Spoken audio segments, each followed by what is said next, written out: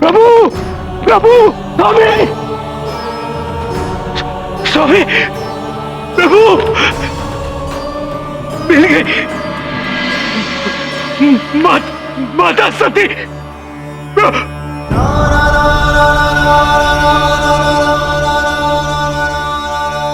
सती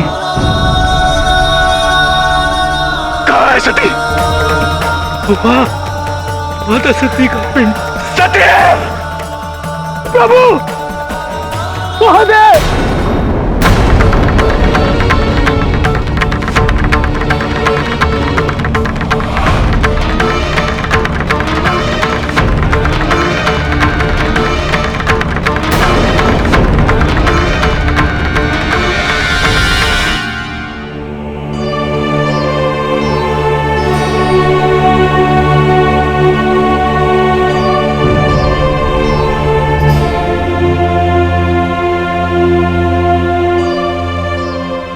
महादेव लौट आए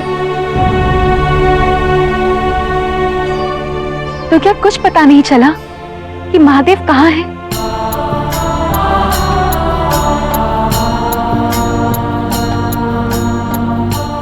वो शीघ्र लौट आएंगे, उन्हें आना ही होगा।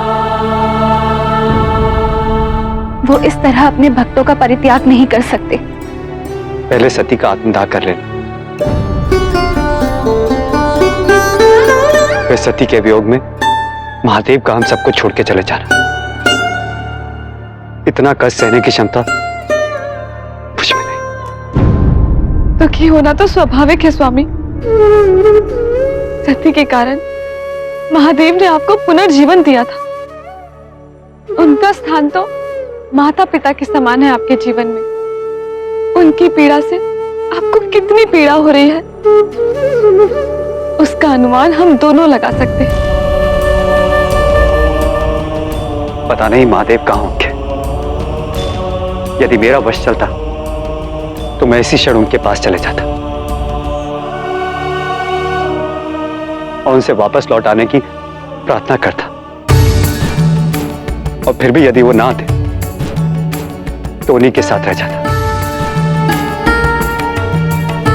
परंतु कितना विवश हूं और कितने विवश हैं हम सब। और उससे भी अधिक दुख तो मुझे इस बात का है कि सती के वियोग में महादेव कितनी पीड़ा में होंगे, जो सबकी पीड़ा हर लेते थे। आज उनकी पीड़ा हरने में हम सब कितने असमर्थ हैं।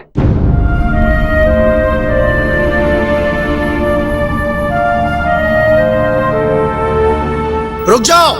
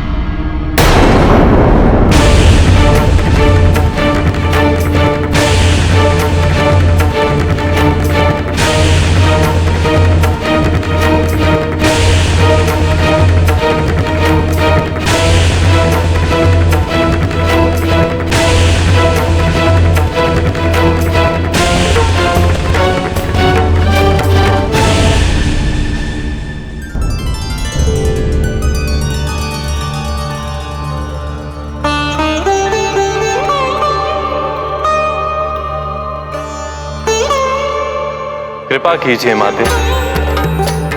सृष्टि चक्र के संतुलन की कर्णधार अब आप हैं। आपको पुनर्जन्म लेना ही होगा माता। मैं स्वयं अपने पुनर्जन्म हेतु प्रतीक्षारत हूँ नारायण। आद्य पुरुष शिव के विरह को दूर करने के लिए अति शीघ्र ही पधारूंगी, क्योंकि यह तो सत्य है कि शिव की अपूर्णता से मैं भी अपूर्ण ही रहूंगी। पूर्णता ही प्रवीणता है, हमारा मिलन होकर ही रहेगा। वो शुभ मुहूर्त कब आएगा माता, और आप किस रूप में पुनर्जन्म लेंगे? बहुत शीघ्र मैं हिमावत की पुत्री पार्वती के रूप में जन्म लूंगी। शिव और पार्वती के मिलन से इस संपूर्ण ब्रह्मांड में एक नवीन प्रकाश पुंज उत्पन्न होगा, जो सृष्टि के संतुलन को और स्थायित्व देगा।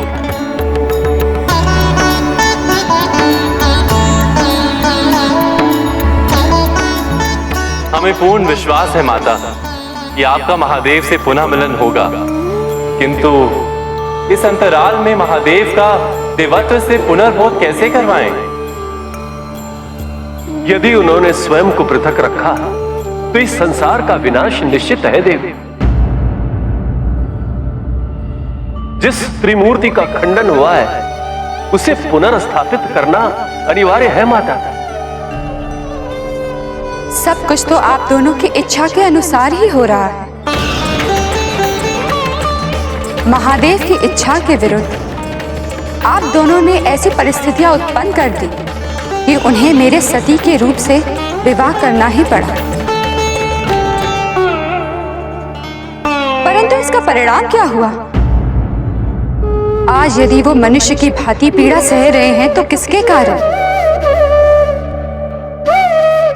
महादेव की इस दशा, इस पीड़ा के दोषी आप हैं। जैसे आज वो देवों के देव होने पर भी मनुष्य लोक में मनुष्य की भांति पीड़ा सह रहे हैं, ठीक उसी प्रकार आपको भी आपके अधिकांश अवतारों में पीड़ा को सहना होगा। केवल आप ही क्यों, समस्त देवी देवताओं को मनुष्य लोक में जन्म लेना होगा, उनके दुख, उनकी पीड़ा को सहना होगा। स्वयं मनुष्य रूप लेकर महादेव समस्त देवी देवताओं को यह संदेश दे रहे हैं कि केवल मनुष्य बनकर ही मनुष्य की पीड़ा का बोध हो सकता है, क्योंकि जब तक आप सब मनुष्य के दुखों से परिचित नहीं होंगे, मनुष्य का उद्धार नहीं हो पाएगा। मनुष्य के हित के लिए ही महादेव ने नियति को स्वीकार किया। केवल इतना ही नहीं, महादेव के स्पर्श से पृथ्वी पे गिरे सती के पिंड शक्तिपीठ में परिवर्तित हो जाएंगे। ये शक्तिपीठ मानव कल्याण का द्वार बन जाएगा। वहां सच्चे और पवित्र मन से की जाने वाली प्रार्थना मनुष्यों की तारकासुर के आतंक से रक्षा करेगी। यही कार्य करने तो गए हैं महादेव, किंतु जब तक सती के सारे पिंड शक्ति पीठ में परिवर्तित नहीं हो जाते, तब तक मेरा पुनर्जन्म नहीं हो पाएगा, और तब तक महादेव की ये दशा बनी रहेगी।